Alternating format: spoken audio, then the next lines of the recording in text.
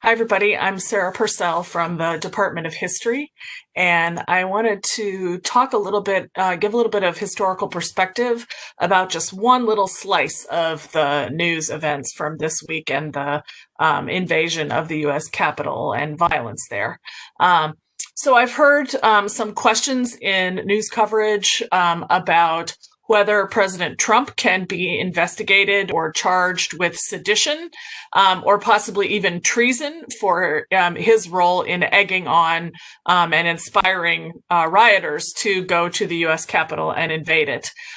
This is an issue, even aside from whether and how he might be removed from the presidency.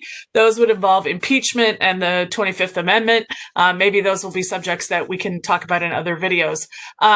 But I thought that I would focus on this notion of treason or sedition and just give a little bit of context, because it's one that I think people are probably less familiar with, because those are things we've encountered less often in U.S. history. The only thing that has come even close to a U.S. president being accused of treason or even sedition would be the actual treason trial of former Vice President Aaron Burr in 1807.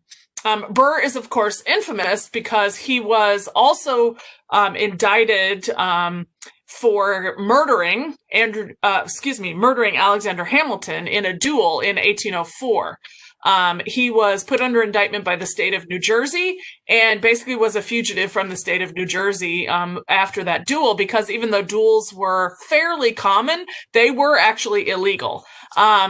This controversy, among other political controversies, caused Thomas Jefferson to drop Aaron Burr as his vice president. And when the election of 1804 took place, Burr was not reelected as vice president. So he was the newly former vice president of the United States in 1805, when he started exploring basically some kind of hazy conspiracy against the United States. He was conspiring with agents of the Spanish government, with a very duplicitous U.S. Army general named James Wilkinson, and with a variety of other shadowy figures to basically, historians think, split off some land in the western part of settlement of the United States, sort of west of Tennessee, and to possibly deal with the Spanish government and somehow do something to split off this land from the United States,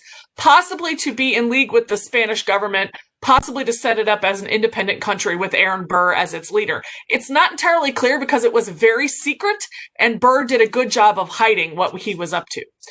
Nonetheless, he did rally a kind of quasi-militia sort of army-like force of about 150 men or so on an island, and he was captured by U.S. Marshals and arrested and charged with treason. President Jefferson insisted that he be charged with treason against the United States for basically plotting to steal land from the United States. This was the immediate past vice president, so just a few years after he was vice president.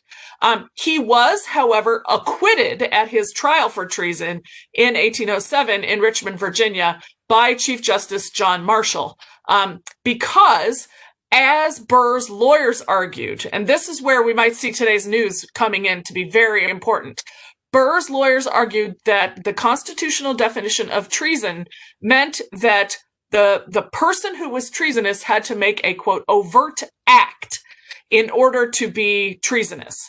It wasn't enough just to urge other people to do things that were treasonous. And there were records of Burr telling his quasi-military force to do things, but he had not been present when they had acted against the U.S. government. He was not actually with them when they did anything treasonous. And so John Marshall accepted that definition of treason, that interpretation of treason, which in part came from Burr's own lawyers, some of whom were former attorneys general of the United States. So that might apply here. So it's possible that Trump can be investigated for sedition, speaking against the U.S. government, for instance. But it might be a stretch to say that he could be indicted for treason since he didn't personally attack the U.S. Capitol. On the other hand, he's still the sitting president, so it's possible that there are other misuses of power, things involving coup-like powers of we've never had one branch of the government plotting against another branch of the government. So there really actually isn't any precedent for this exact situation. It's interesting, and I usually don't say anything is unprecedented, but this really is. But it's interesting to think that there was at least one other member of the executive branch who was charged with treason and acquitted right after he was vice president.